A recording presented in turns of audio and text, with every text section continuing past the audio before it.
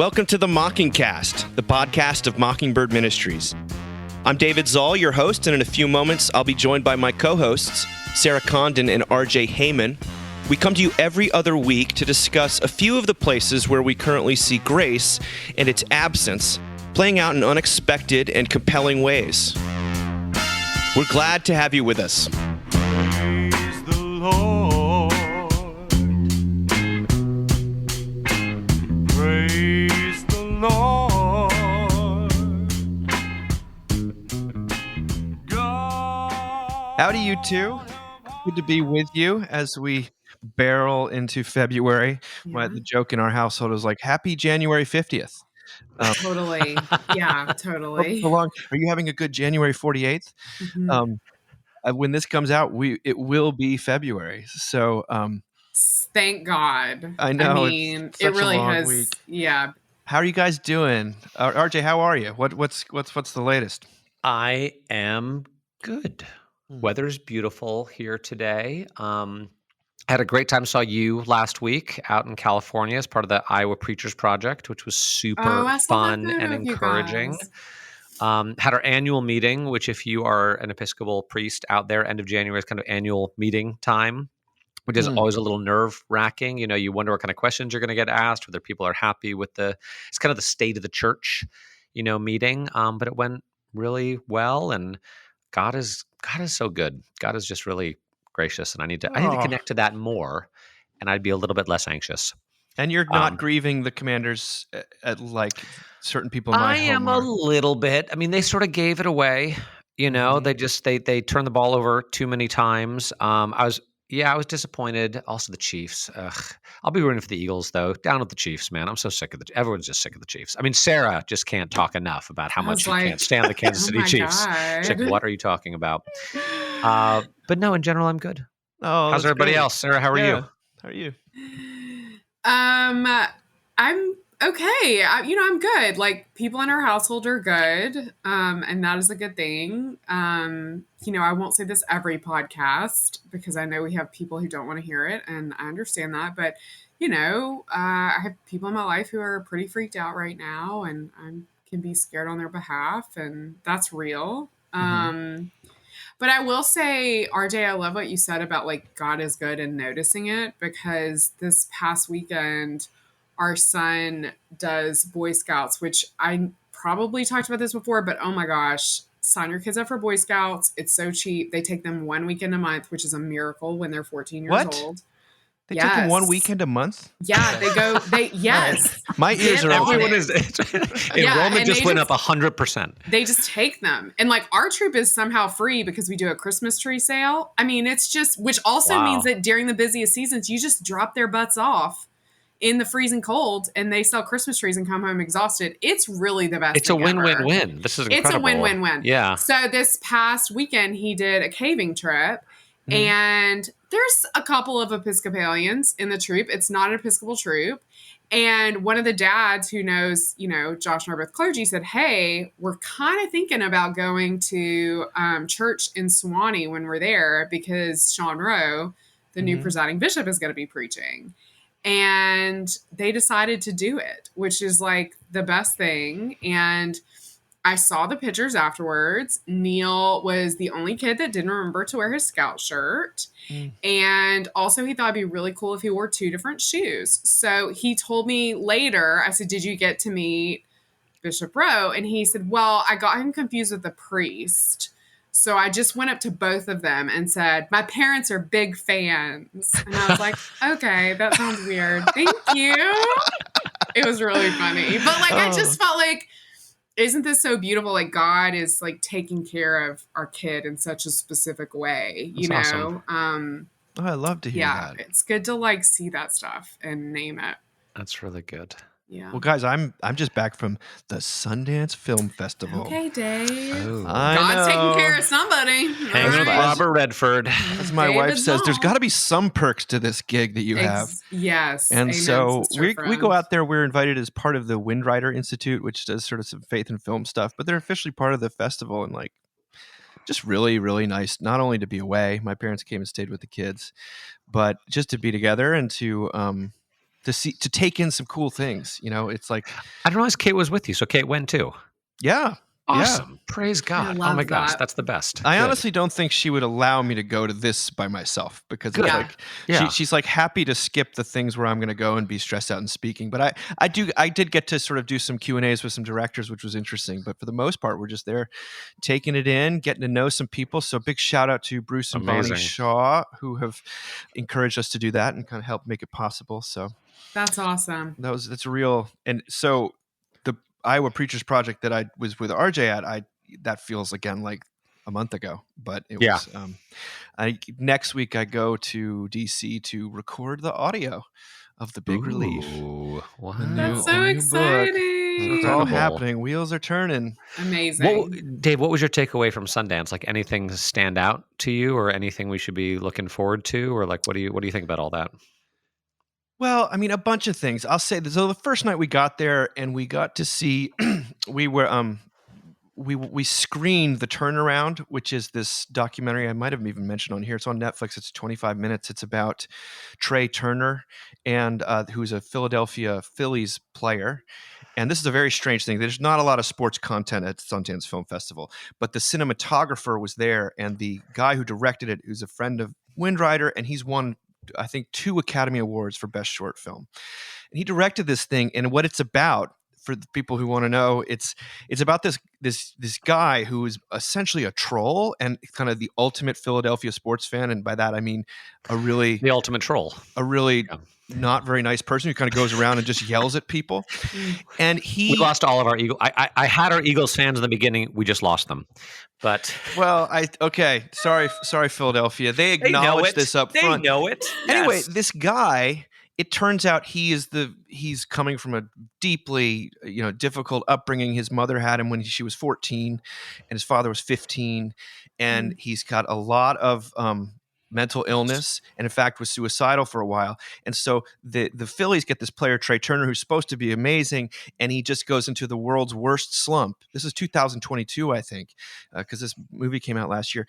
And he has this, he realizes, oh my gosh, when I was at my worst, when I was in the institutionalized for being suicidal, there were some people who stuck with me, and that was really important. So Wow. I'm going to get all the fans in Philadelphia to give Trey Turner standing ovations every time he goes to bat, even though he's been committing error after error, hasn't had any hits. And somehow it happens. And it snaps the guy out of his slump. Wow. And you see, it's just grace. It's just he's like sometimes it's nice to be nice. That's that's the key quote. I love is that. Him realizing that he was treated with grace when he was at his worst, and so maybe He can treat Trey Turner. the treatment is not to call him a bum or a loser in the way he does with all the other players. Anyway, that was so the very first night we saw that, and we met the cinematographer and talked to him for a while. Super cool.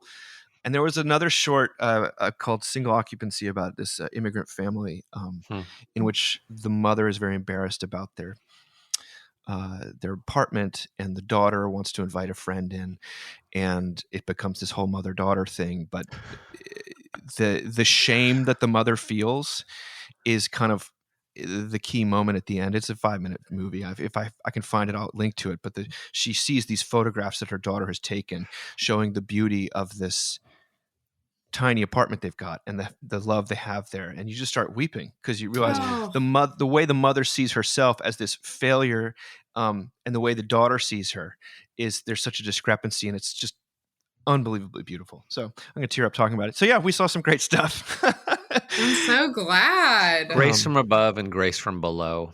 Yeah. That's so true. There's so many things we worry about with our kids, but it's all the stuff that they could care less about.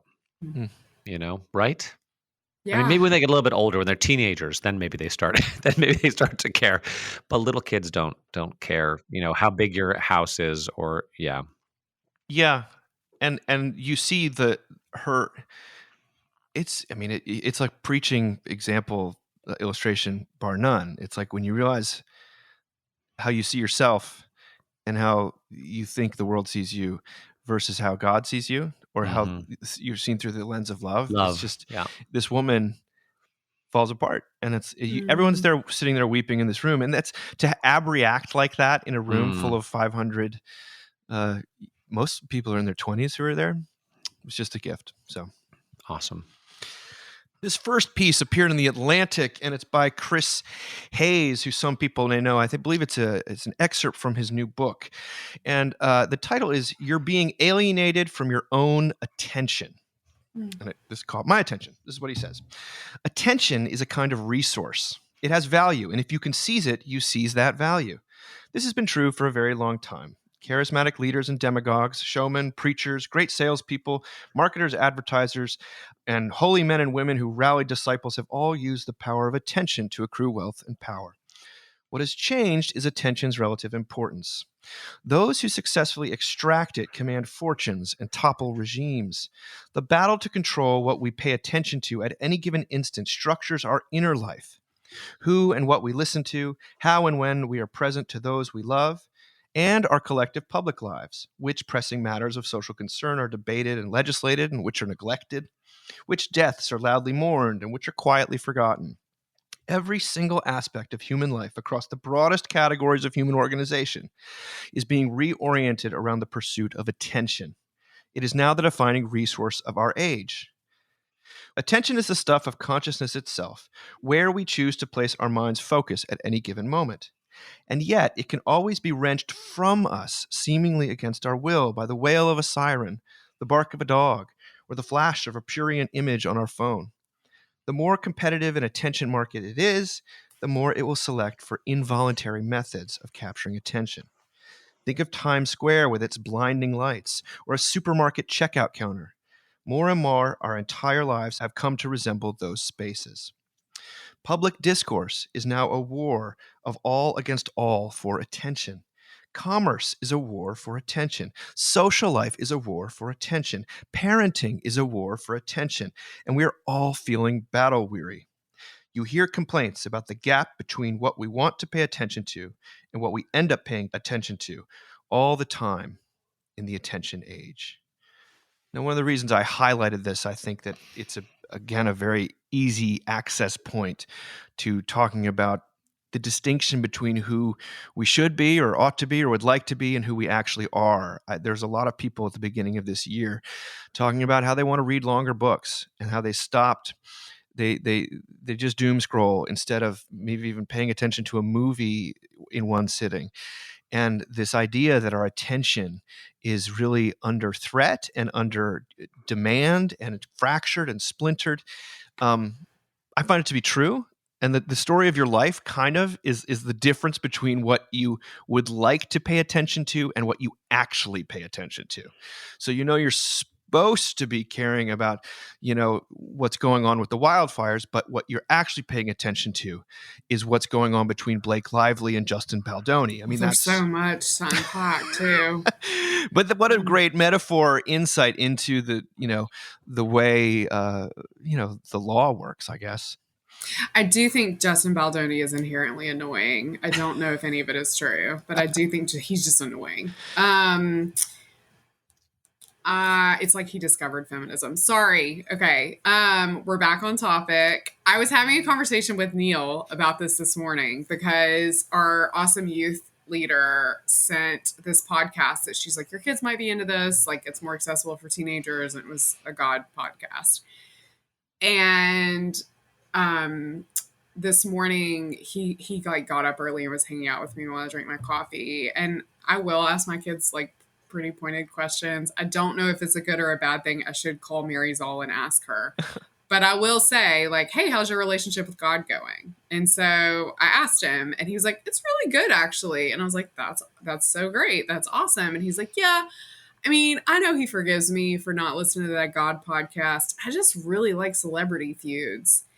And because, like, he will come downstairs. I'm not kidding. And he'll be like, do you know why, Kim Kardashian and I don't know, whatever celebrity, Justin Baldoni, he'll just come down and be like, do you know what happened between them? They're like in this big fight.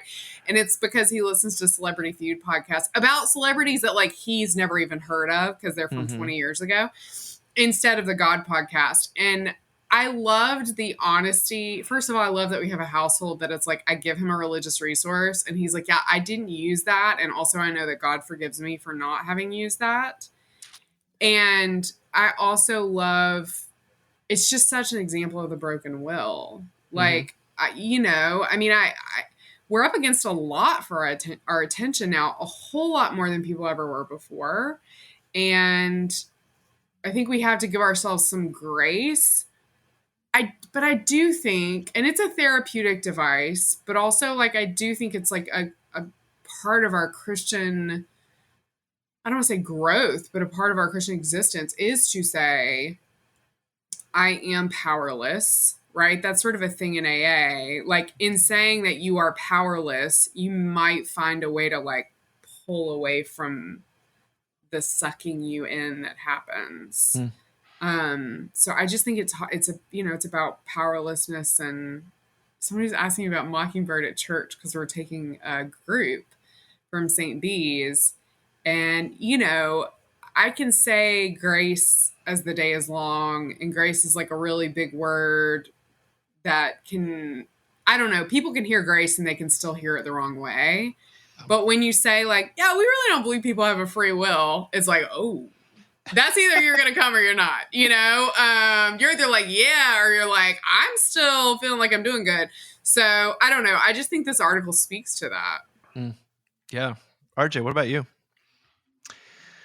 Few things come to mind. I was listening to an episode, I think it was a Fresh Air this week, where the person they were interviewing was talking about how Americans now spend less time with other people than at any time in recorded history. They've only been recording it since like the 60s, right? But in the last 60 years, Americans spend more time alone and less time with other people than at any other time. That doesn't necessarily mean they're lonely. It just means that they're spending time. But at the same time, rates of anxiety and depression are also at sky high. So maybe there's a correlation, maybe there's not. But this guy was saying he feels like what we basically do is donate all of our dopamine to our phones.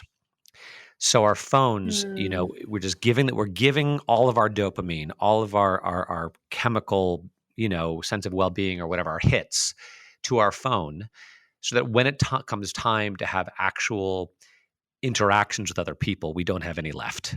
That feels right. Feels very real to me. Feels very, very real to me.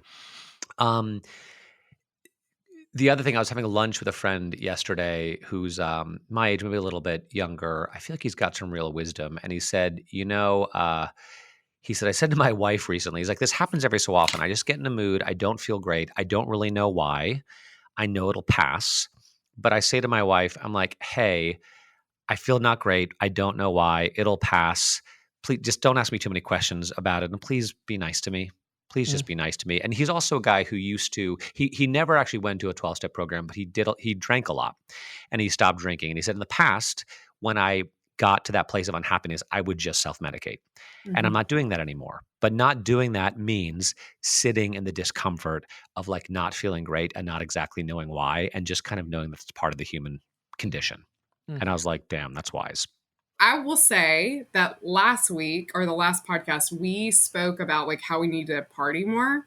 Yeah. And be with people. Yeah. Which you started with. And it made me, so I kept seeing advertisements for One of Them Days with Keke Palmer and SZA, which is a little bit of like a female take on Friday, if you guys remember. Of course. It's Friday, you ain't got a job. Ice Cube. You ain't got shit to do. I'm going to get you high. So a very similar sort of vibe. And I called 3 of my girlfriends who, I knew were having a really tough week. And I was like, let's go eat some pizza, drink some dirty martinis, and see these women, in this movie and just laugh. Yeah. And I will say, one of the beautiful, weird, bright blessings of theater that I've seen when you go to see a movie is if you go to see a movie that is a Black movie, Black people turn out for that movie and there is like audible response, right? It's like the difference between being in an Episcopal church and being in a Black congregation, and it makes it such a communal experience, and we just felt really lucky to be there. So anyway, I totally think we need to be spending time with each other in person, And I think everything is pulling us away from that, you know? And I think the news is chief among them, for sure, chief among them. Huge. So, yeah. I mean, I think about the actual discipline it took to sit down and simply watch movies this past week. Oh, for sure. And how it's, when you're in that big group, it's very rude to take out your phone. And I it's wondered, and how used to that we are. And yet to concentrate and pay attention about the same thing at one time was really beautiful, and it allowed for this incredible experience that we could then talk about. But I could feel the pull, I could feel the pull of being like, well, what else is happening, and should I look up something about this, what I'm watching while I'm watching it? And that attentiveness. I also think about, having just written a book, I was very aware of the fact that books we're told that they've got to be shorter. They've got to be shorter. People don't have the attention spans they had. Sermons need to be shorter. Everything needs to be shorter. Like, do not, and that you could say that means dumbing everything down, but it also meant that I had to pay attention to every single word I was going to use. Like it was very difficult. And I found that I took that to be a huge amount of pressure. But I think, Sarah, I also go to that sense of like attention being something that overwhelms your will. This next piece is very much in line with that. This is Valentine's Day is coming up, and our friend Ginger Mayfield sent me a bunch of articles about the ick. Now, I didn't know about the ick. This is how little reality TV show I watch, but the ick is a very real phenomenon. She said that her teenage girls were using this phrase all the time. She's trying to figure out what it meant. So I looked around, and there's lots and lots of information about the ick, I-C-K, if you want to know. The best one I found was written by Rick Samador in The Guardian back in 2022. An ick is a point at which your initial attraction to another person flips into a feeling of disgust. The causes are many and various, but once someone gives you the ick... No, sorry, continue. Once someone gives you the ick, all desire is killed. You only want to get away. You cannot ignore an ick despite your better judgment. It is an unconscious gut reaction picking up on a cellular incompatibility. That's the definition. Rick Samador writes, I felt a chill of recognition when I first heard the phrase. I immediately related it to my friends who had all been using it for ages. One of them told me she got the ick off a boy who didn't use pillowcases. I mean, that's... Another one from one who wore a lime green t-shirt. Quick cultural history. The phrase getting the ick was actually coined for an episode of Ally McBeal, in which Ally tried to date the Biscuit. And then an early noughties Sex and the City episode, the ick factor carried the torch for a while, yet ickiness entered the popular lexicon, became a stock phrase largely because of the show Love Island. You look at all the best what shows. Causes the ick, and the interesting thing is sometimes it's something someone says or it's some kind of opinion they have, but almost always it's something weird. The most prevalent category of ick is also the weirdest. Look up dumbest icks. You won't be disappointed. When he sits on a bar stool and his legs dangle, I get the ick. When he just can't open the ketchup packet and has to use his teeth. These things are hard to explain, impossible to justify, immediately resonant, however.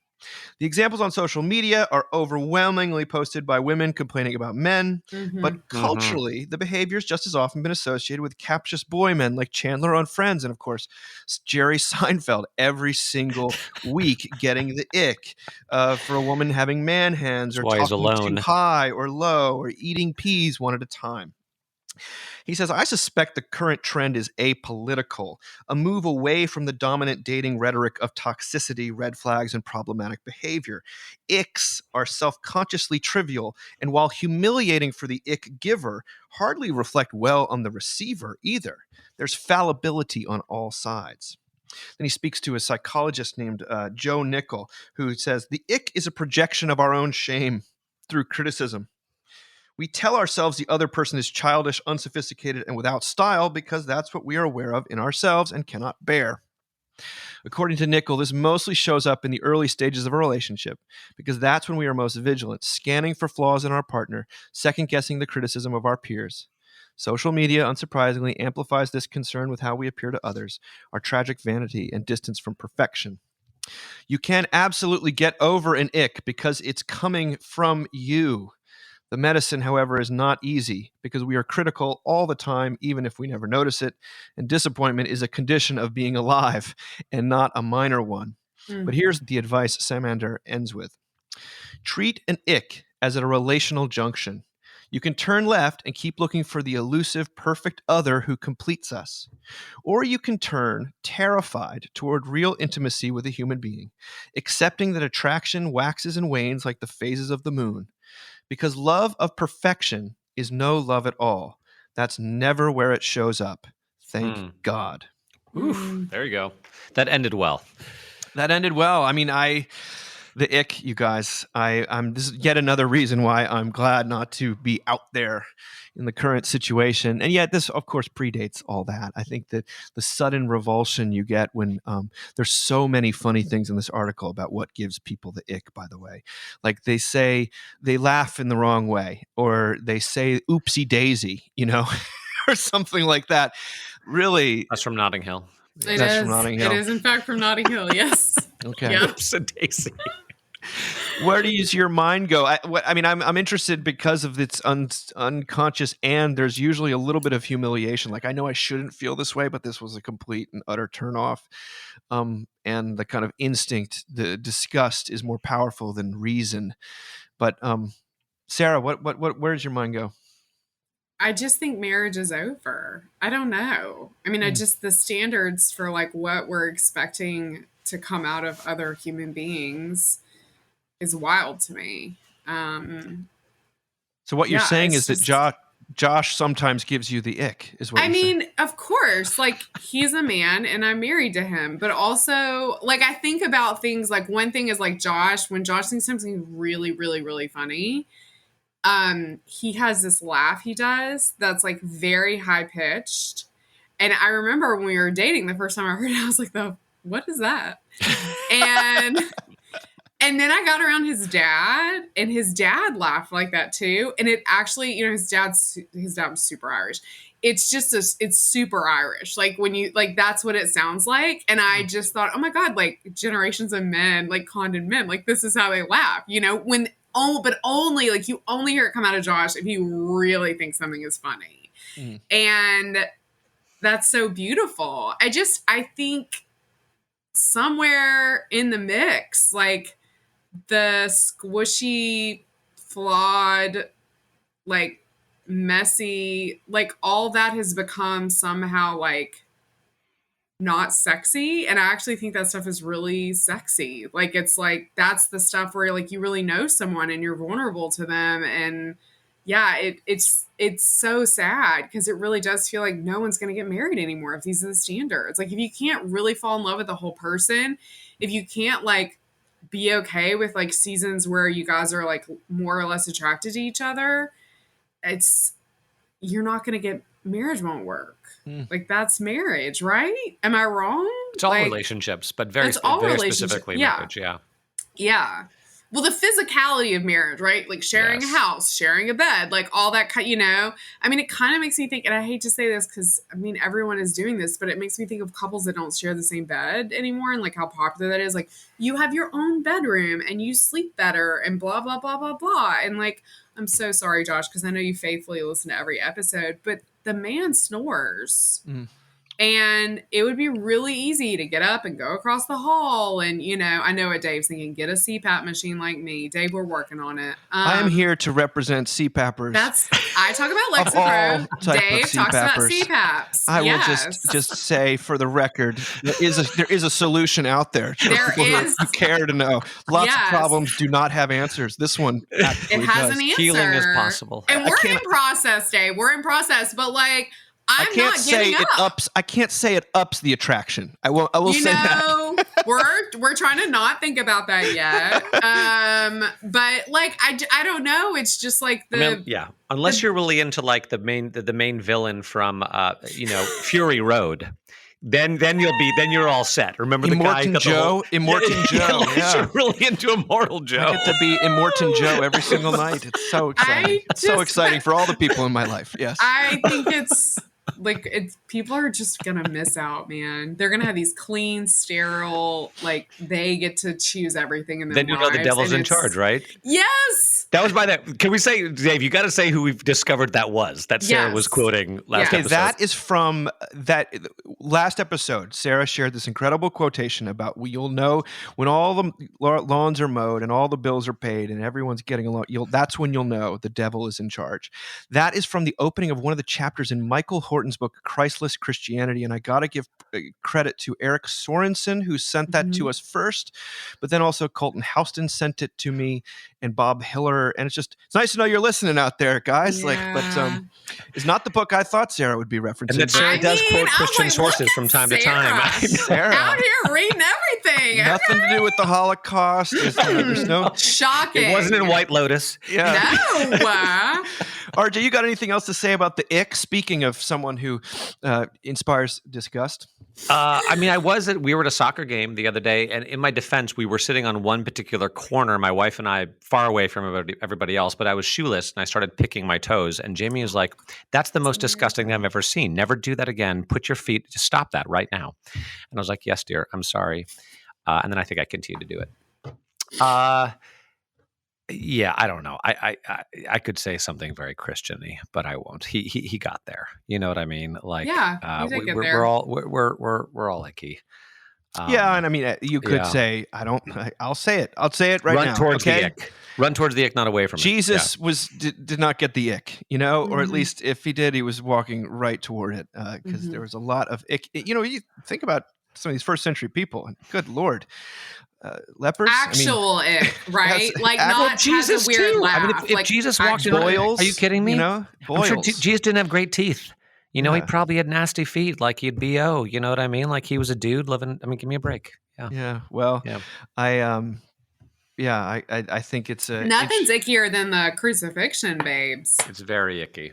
There you go, Very you guys. icky. It is. The cross is the Very ultimate icky. ick. Full of Yeah. ick. Youth Yeah. ministers of the world, rejoice. We have Yeah. given you something to talk about. If you've got the ick, you're in good company. Yeah. Well, this next one is kind of an interesting thing. It sort of reminds me of stuff you've said before, Sarah, but it also is just a tour de force of compassion from Heather Havrilesky. This is the column from her Ask Polly newsletter. People lash out when they're sad. Yes. People lash out when they're sad. This is what she writes. She says, many people get angry and cast blame when they're upset. I'm writing that down in plain language because it's something I haven't acknowledged adequately over the course of my life. I haven't recognized it in myself often enough. I haven't witnessed it through clear eyes with others. If you grew up in a household where it was common to yell at other people when you were sad, but uncommon to stay in the same room and cry with them and talk about why you were crying, then you probably cast blame when you're upset.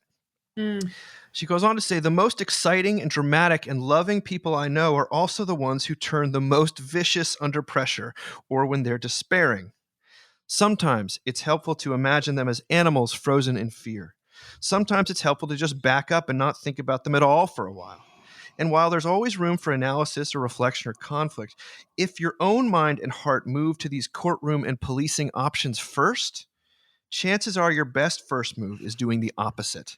Standing back and watching and allowing and reminding yourself that the most colorful and imaginative people you know and love will often be tough to love. Sometimes they will make themselves even more tough to love when they're grieving or panicking. I know this is amazing. This is pure Heather. I know people sometimes write in the comment sections of the newsletter that they don't want to know anyone with an artistic temperament because those people are a nightmare. I absolutely empathize. And I also think that we should throw in academics, artists, certain artisans, certain healing arts types, some entrepreneurs, some tradespeople, a few scientists, a few architects and therapists and contractors and teachers and doctors and chefs and actors. Priests. I think we should throw in clergy. I think we should throw in everyone, in other words, because underneath every even, smooth, loving person, there is a passionate artistic temperament. You'll only see it when they reach their breaking point. Some artists reach their breaking point several times a week. Some calm, balanced adults reach their breaking point once every few years. But when they do, what you see is surprising, bewildering, distancing, and upsetting. Every single person on the planet has their own peculiar way of metabolizing despair. And she says, by the way, I don't think people are freaking out because this moment is darker than any other moment in human history. I think that things are very rough right now and people are uniquely unqualified to handle it. Mm. The point is, you don't have to love the byproducts of a person's trauma and grief in order to love them. You can allow them to navigate what's in front of them the exact way that's right for them. There is no objective, appropriate, or right way to feel awful. Now, she's always hones in on the compassionate element of difficult behavior, and I find this to be extraordinarily helpful. It doesn't explain everything, I think. Sometimes there is such a thing as malice, and for the most part, But it's rare. It's rare when someone is being that alienating or giving me the ick on a deep level.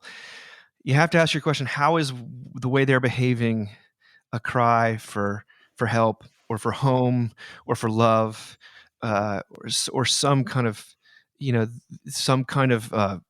approval? And that is, again, I don't want to. She's not talking about exonerating, or you have to love those ways we metabolize our fear. But I think there is a real beautiful. This will get you further towards connection and towards past the ick than anything else. And I certainly notice it in myself. Most of the time when I am the biggest jerk and to my wife or to my children, it's because I'm afraid of something. Yes. And I'm afraid of a lot of things. As you all know, I'm a very fearful person, but that does not bring out a lovable side of me. No. It also gives me huge amounts of compassion, by the way, for the way that people are freaking out in all sorts of different ways. Yes. But you see it, and it's if you just judge it for they're falling apart in the wrong way, that means your circle of love and intimacy is going to get really small really quickly. And that, unfortunately, I think is the opposite of what all of us need almost all the time. But what do you guys think?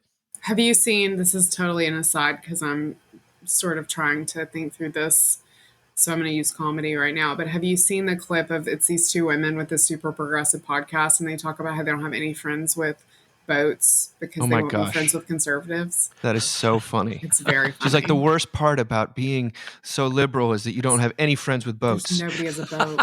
It's so funny. Like, I don't know why. Why did this become so fun? Why did this become a partisan thing? Yeah, I know. So good. It's so good. And then I thought to myself, well, that kind of holds up. Yeah. It does hold up. It does. Yeah. There literally was one couple that I was like, maybe. I was like, nope, that husband is not progressive. It's so funny. I, lost my parents, right? Don't have anyone, and have family that I really have kind of fallen into. And one of those family members has decided, for a lot of reasons, she just doesn't like me.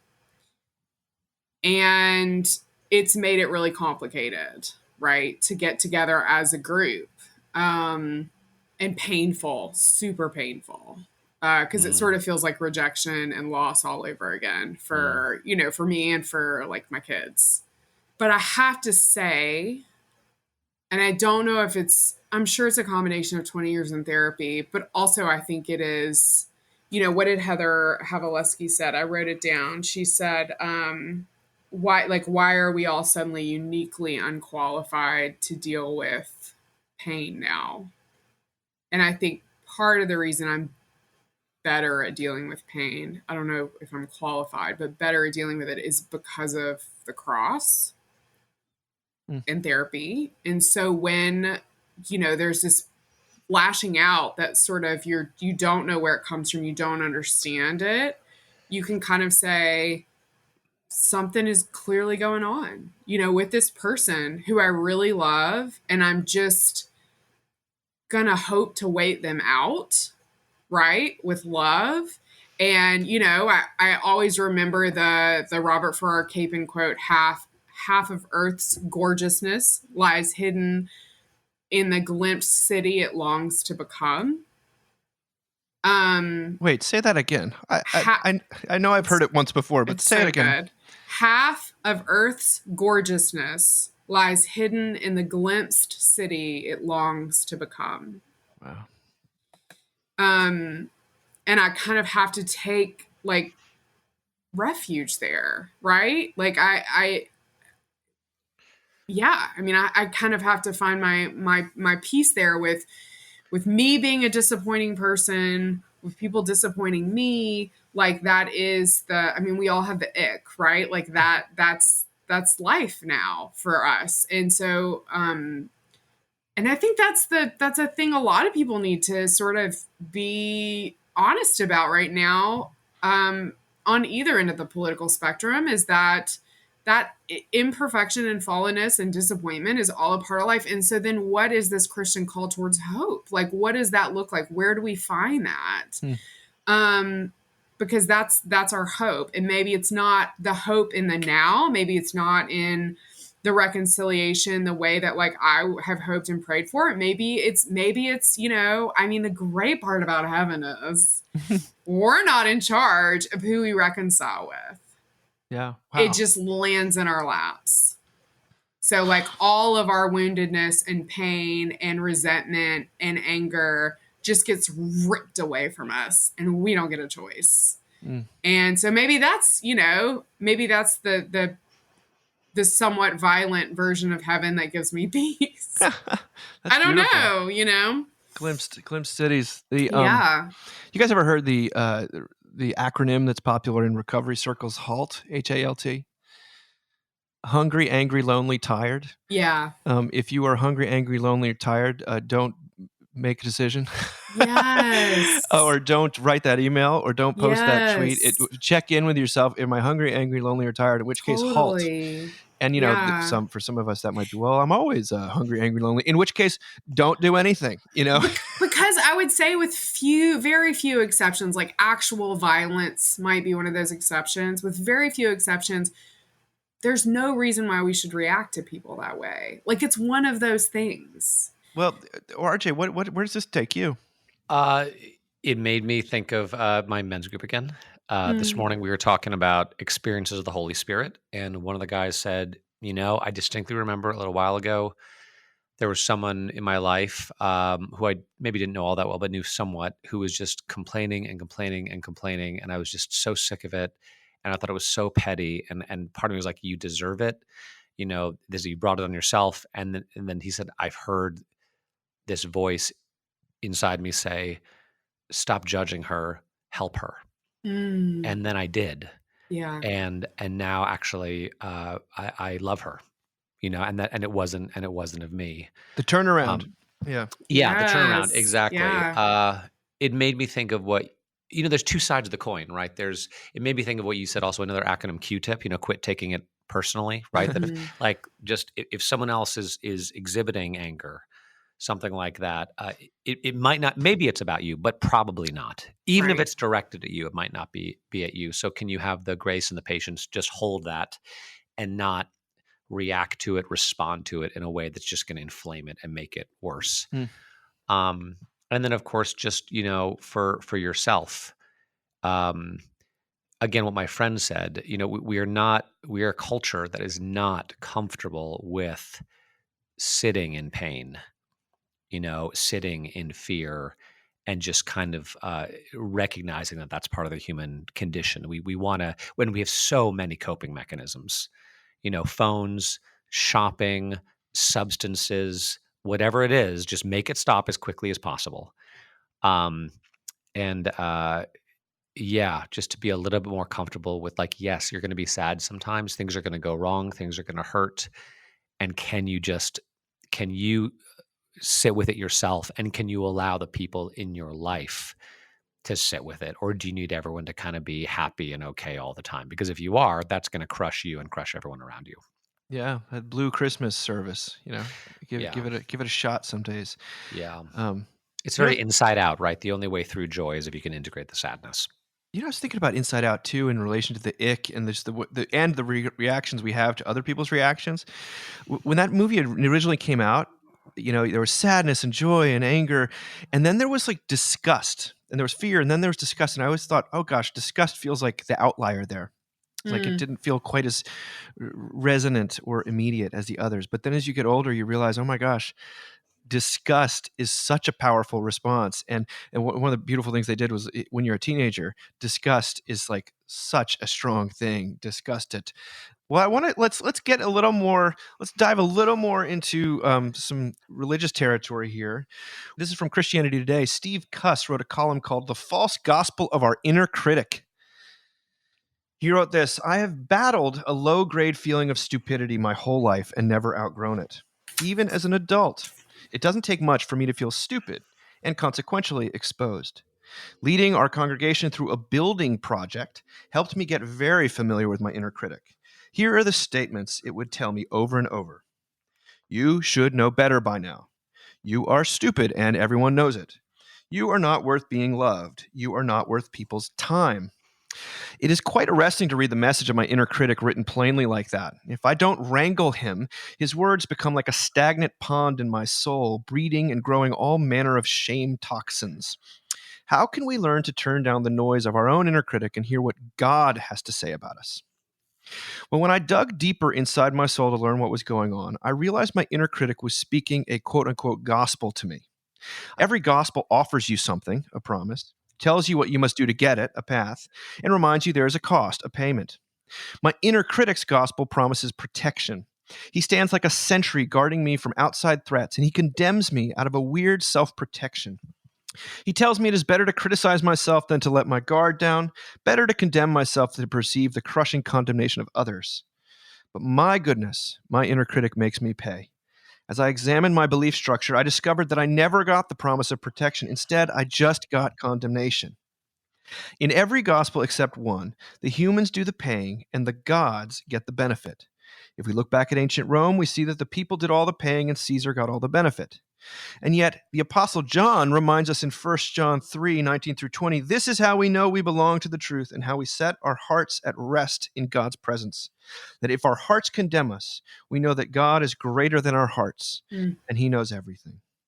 John shows us how our inner critic condemns us when we feel vulnerable and exposed, but he also reminds us that we are safe in God's presence. God is our refuge and strength.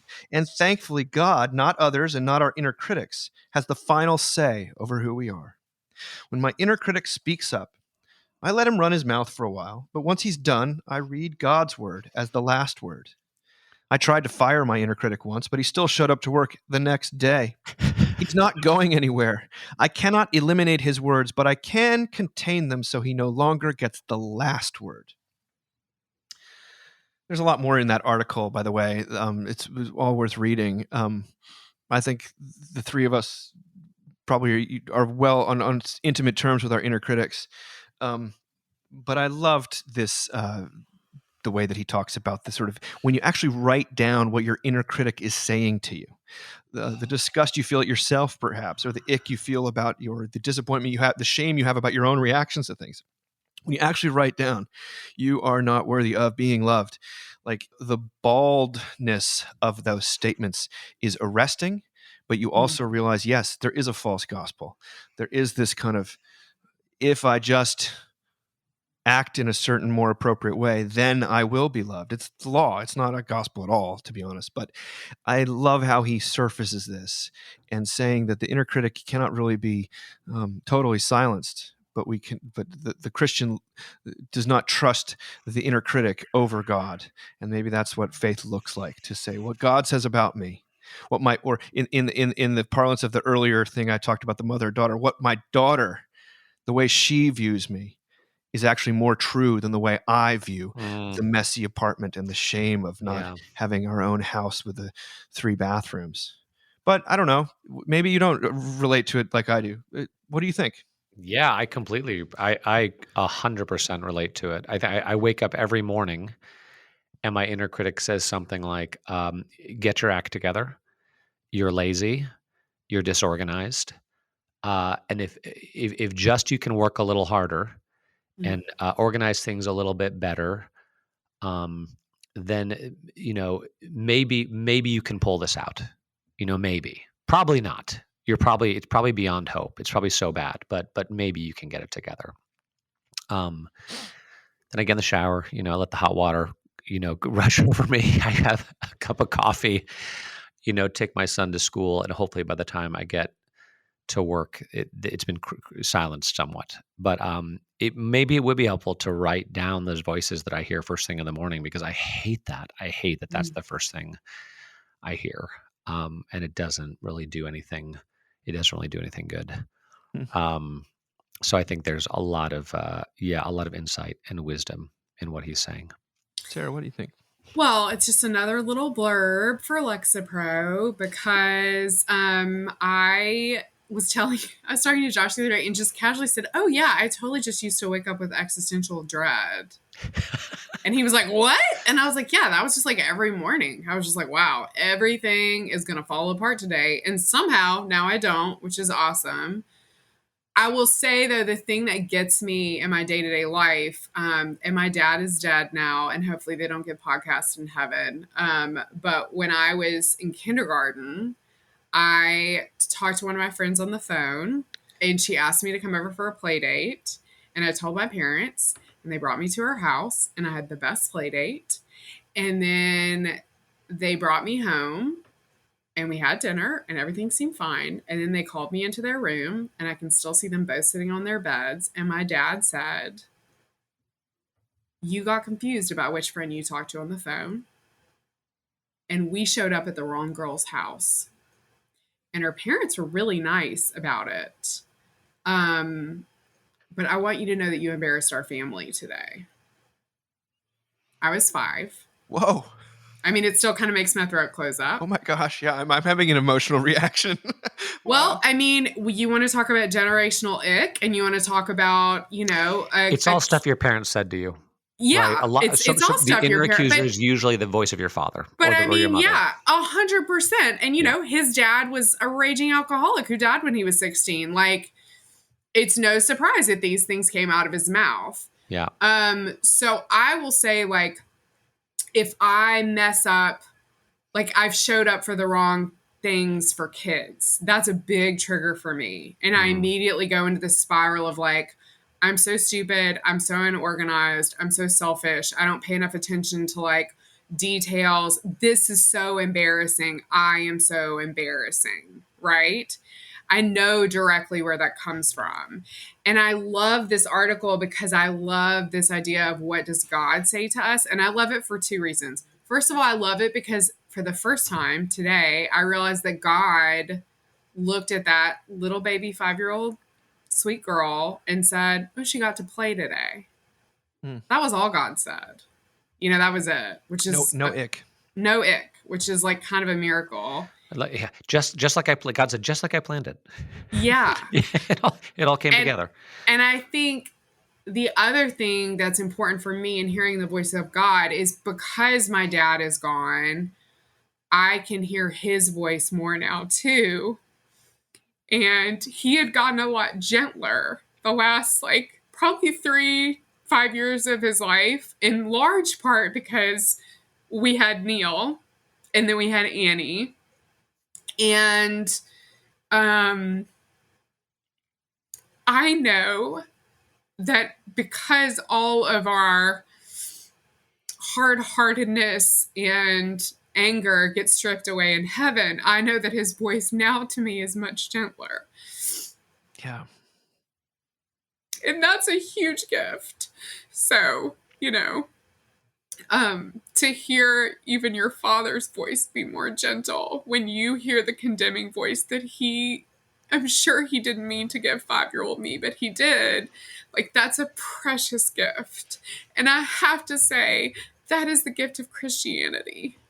That you don't get it any other way. I'm so sorry. I wish you could. But like, for me, this whole episode has been, well, shit, this is just Christianity, like that we know that there's an afterlife, that we know that things will be better in that afterlife, that we know that we will be reconciled to even those that don't want reconciliation with us.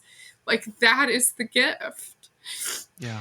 It's what I love that thing John Newton wrote in that letter to the very fired up priest who was in a fight with a minister to fight with another minister. And he said, if the hope of heaven is true, then he who is now your avowed enemy will be closer to you then in heaven than you are close to your best friend here on earth. that all wounds will be healed, everything will be Yes. reconciled. Yes. And Sarah, I hold out that same hope with my own father. Yes. I'm gonna see him again, and we're gonna embrace, and I don't think we'll even need to talk it out. You know what I mean? Yes. It'll just be Well, we'll see each other clearly. Say things that need to be said, but yeah. I mean, I don't want to. I just preached about this on Sunday, that Christmas was so hard just for all of the above. And we finally got to Epiphany, and I had like the best day. This church does Epiphany in a big way. And it was like the first time I really saw Epiphany, but it was so beautiful. And then I had this crazy dream that night, RJ, that I was back in my childhood home and all my family were there. My parents were even there. I'm so sorry. I'm crying so much. I can't stop it. And I said to them, like, why are you guys here? Like, you died in the accident. And they were both like, no, we're here now. Mm-hmm. And the family that's like, I'm having this, I don't understand, but this real rejection from right now was there. And there was literally a wordless reconciliation. And then that person said, and this is what's crazy, they don't go to church. And they said, we should go to morning prayer. And then we walked across this little beautiful pathway from the front door of my childhood home, which of course I have not seen since my parents died, into the most beautiful church I've ever been in. It was beautiful dark wood, and the ceiling looked like it was glowing. And I walked in and I sat on a pew and I looked down, and the floor had turned to like baptismal water. And it was such a vision of heaven. It was such a vision of relief. It made all the sense in the world to me that I was like reestablished in my church community after a very hard Christmas, that God would say, but no, this is the hope. That what is it? That's Ginger Oaks taught me this. She's going to get a shout out every podcast apparently. But, in 2 Corinthians, like our momentary like burdens and sadnesses are, they don't feel momentary, but they really are. Like, just go to church. I'm so sorry. Preparing Like, us I for wish an I had eternal weight of glory beyond all measure. Yes. I wish I had a better idea for you guys, because I know brunch is fun, and I know you want to sit and scroll on your phone on Sunday mornings, but just go to church. Get together and pay attention. Yeah. Get together and pay attention. Yeah. Yeah. This is that's beautiful, Sarah. Thank you for sharing. I Sure. think it's always, tears are not just an indication that the Lexapro isn't quite strong Right. enough. Lexaproing. But it's, Come on, girl. It's also that perhaps the Spirit's at work. I think that that's real. I also wanted to give a word of grace to parents, because I know that I had parents who would sort of couldn't affirm me enough, and yet still have a very strong inner critic that I think that, Yes. and I watch it with one of my own children whose inner critic is really loud, and you can just tell. And like, how do I free this kid up? I'm just Internal constantly accuser. thinking about it. And I'm sure he sees how hard I am on myself, and that's part of how it's passed down. But I also think that See, Dave, it is your fault. no, this It's your free-floating fault. spirit, the law is a principle that is It is. on the DNA. It's It carved is. on the fleshy tablets of is. the heart. So, Yes. that said, let's end with this final story, which is a beautiful story of grace. This was on Mockingbird, appeared today, written by Ben Fort. It's extremely well written, beautiful little testimony called "You Can't Choose Your Grace." You can't choose your grace. He says this: in the summer of 2009, I packed my belongings in a Toyota Tercel and headed for Chicago with dreams of being a comedy writer. As I rose to the top of my 10-person Second City class, I thought, surely my teachers recognize my brilliance. It's only a matter of time until SNL calls. 16 years later, I'm finally an acclaimed director. At a recent awards ceremony, my work was named the best in its field for the second year in a row. I was surrounded by supportive friends and collaborators who were proud of me and my talented group of actors. This is what I hoped for back in my early 20s. Except it's not. This wasn't the Emmys or the Oscars. It was a middle school one-act play competition. The majority of my weekdays are spent with dozens of preteens, an age group I haven't thought about since being one back in the 90s. 3 years ago, I applied to be a middle school theater director, and only because I didn't have enough experience to teach high school. I'm incredibly grateful for my job. I see it as a gift, but it's not what I would have chosen. I can't really call it plan B because of how many other plans came before it. This is plan J at best. My creative work never took off, no matter how many hours I poured into it. So my road to teaching was less, maybe I'd be amazing at this, and more, maybe I won't be bad at this, and summers would be nice. And yet here I am, still a middle school theater teacher and calling it grace. In this role, I've seen the isolated find belonging, the shy become confident, and the outcast honored. It turns out I enjoy hanging lights, writing curriculum, and seeing students take play so seriously. Contest awards are great, but more importantly, I'm regularly thanked by my principal, by parents, and even the students themselves. If adolescent gratitude isn't a miracle, I don't know what is. Ben is extremely funny. Grace is a gift, and this job is a gift because I didn't choose it. Grace isn't grace if it's earned, schemed, or bought. As Paul puts it, grace is not from yourselves, it is the gift of God, not by works, so that no one can boast. Failure has given me eyes to see gifts and a gratitude I couldn't have conjured in my 20s. I don't think it's a coincidence that my recent quote-unquote success benefits middle school students. When Jesus saw needy crowds, Matthew says he had compassion on them because they were harassed and helpless like sheep without a shepherd. How else would you describe today's youth, whose current crisis has launched 1,000 essays?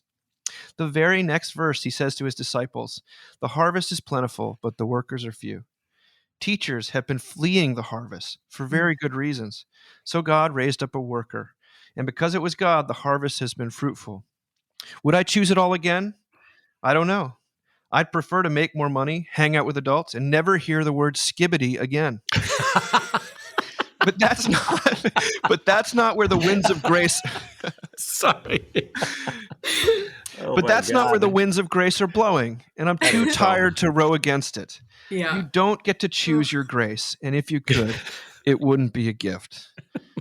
Now, Ben and his wife were with us in Tyler, and I think Todd heard this story about where life had landed him and just encouraged him to write it up. But what a gift! What a gift he's given. And I think about it. I tried to comment this. Clearly, middle schoolers are just the worst, which is why they're the best. Why God loves them so much. I mean, I love middle schoolers. So bad. Middle school ministry is where I cut my teeth, and now that I have a middle schooler of my own, I mean, I personally find them the least immediately lovable group, and so that is clearly they'll still talk to you. They're not like that's high clearly where schoolers. I'm trying to say something nice. Oh, sorry. That's clearly where God is. I mean, is amongst the middle schoolers wearing the wrong shoes to meet the presiding bishop. Hey, and not knowing who the presiding bishop is, even though both his parents are priests, he's always in church and he should recognize which one that is. I don't know. I love it. The life we're given versus the life we think we should have. And what is the line? Because I tried to write it down. Like, that's not where the winds of grace. He says, but that's not where the winds of grace are blowing, and I'm too tired to row against it. Jesus, come on now. Yeah, that's exactly that's so right. true. That's 100%. It's so good. It's so. I mean, it's just so good. Yeah, that's absolutely accurate. Yeah. I have so many teacher friends who are just it's really tough to be a teacher, especially in the kind of post-COVID scene. I've seen a lot of, it's like the ministry. You see a lot of people leaving. It's just too difficult. Yeah.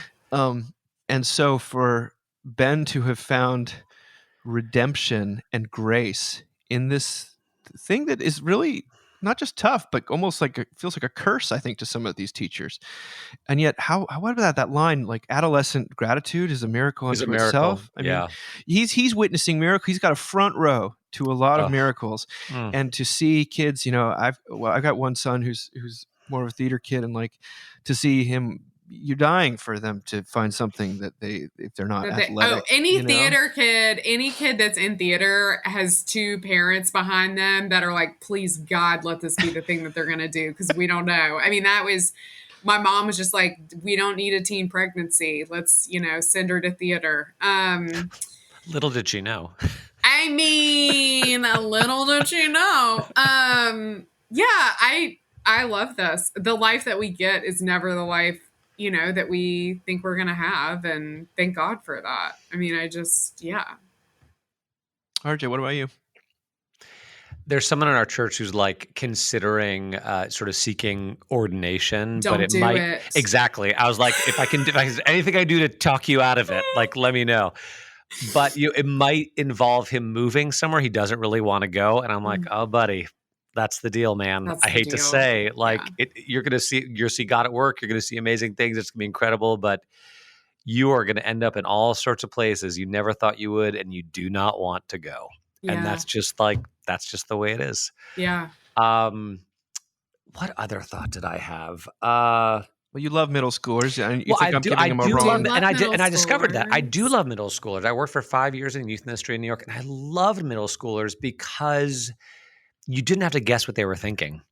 You know, they have a real, For the better most or part, worse. for better or for worse. It's like what you see is what you get. Then high schoolers, especially when the sophomores, juniors become more circumspect. They're scared to say what they think. You got to drag it out of them. They're scared of getting the wrong answer. Middle schoolers don't care. They just let it rip. So I love middle schoolers. I guess the last thought I had was this is his story is basically the same story as the movie Soul, except the main character doesn't discover what he's discovered until sort of after he's died.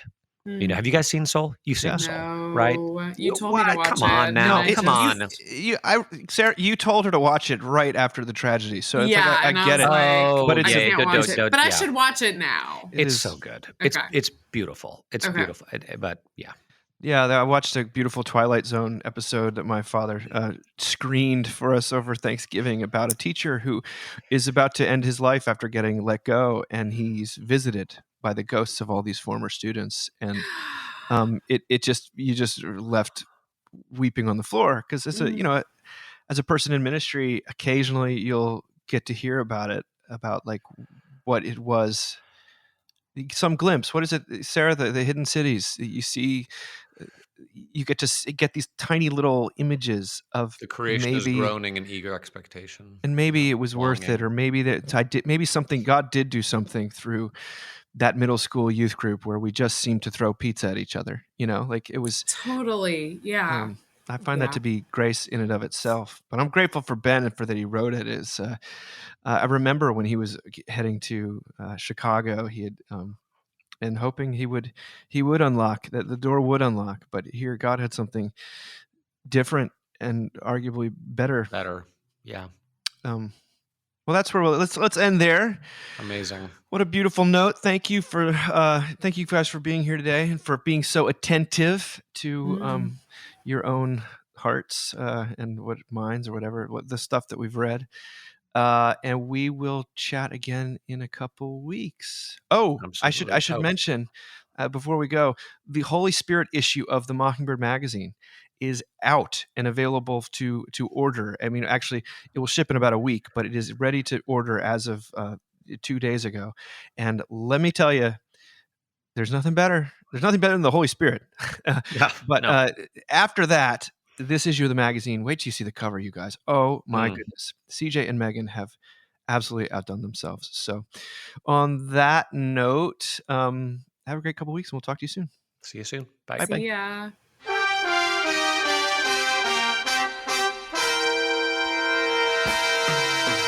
Thank you for listening.